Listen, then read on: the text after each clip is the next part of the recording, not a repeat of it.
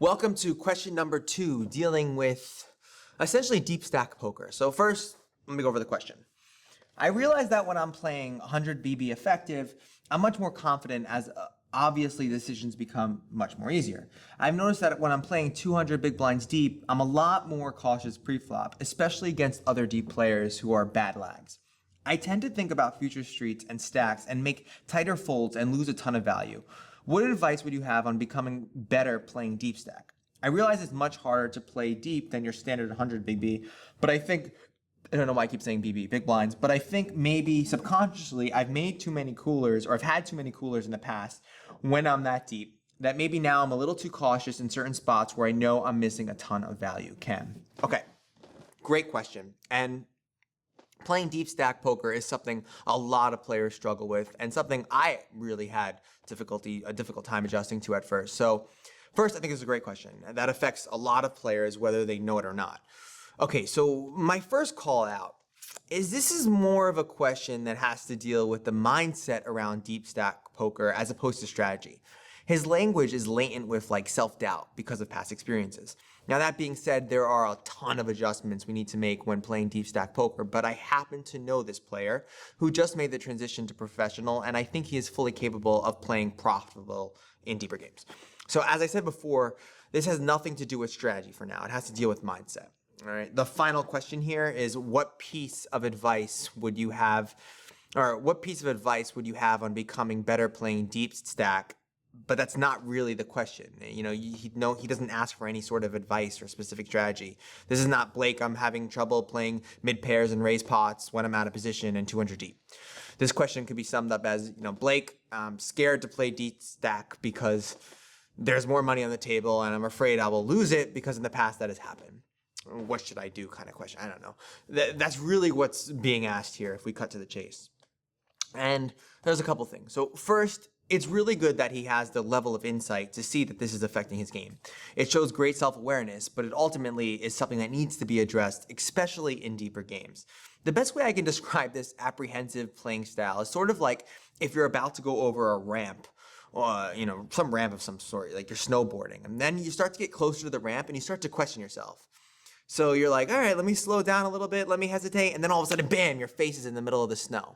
When I was 11, I actually ripped out my gum out of my mouth doing the same exact thing on a bike ramp. Now this is the question. When you're going down the ramp, why do you slow down? Sometimes it's because, you face planted the last time you did this. Sometimes it's because you see that someone fell on the other side of the ramp. Sometimes you don't really know why, you just slow down. First, stop treating deep stack poker like it's some sort of magical unicorn or something. It's the same game that you have a very strong understanding with. If I thought you weren't capable, I would be saying first, let's go over the core differences between, deep stack and, deep stack poker versus what you're used to be playing and how to think about playing deep and so on and so forth. I'm not doing that because for this current player, I think that their level of knowledge, there isn't that much that they don't know already. Second, you're bringing your past into your future. You're like that kid that broke his face 2 years ago, so you're really scared to go over the ramp. You say, I've had too many coolers in the past when I'm deep that maybe now I'm a little too cautious. Coolers mean you made a good decision, not a bad one. Don't forget that. Bad beats are often an indication of good play. You should have been smiling about your, past, not trying to change your play because of it.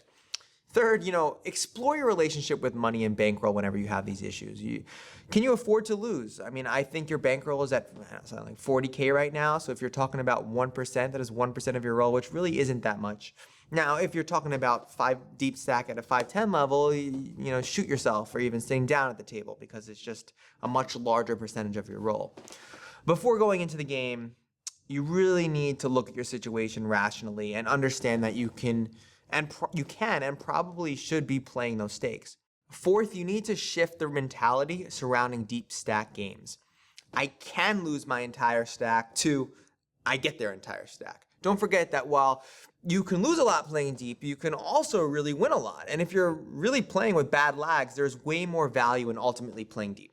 Finally, I would have like a little affirmation or a script before you play deep stack games to remind yourself. Something like, I can afford to play these stakes and winning or losing won't make me or break me. If I focus on making good decisions, like I have in the past, they will eventually have great payoffs and something like that. You can add Blake is absolutely an amazing person, and I love him to your affirmation as well. Anyways, something like that. You need to remind yourself of all of this before playing because it'll help instill that solid thought process in the game. Anyways, hope this was helpful. If anybody else has any other ways of improving this or any other useful advice, I've been really impressed by the comments lately below.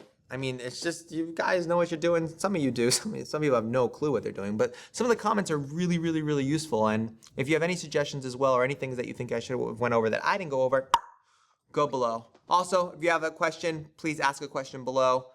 We'll pick the best ones and answer them. It's that simple. Do you think they can hear the music? I can. Can you hear it on your thing?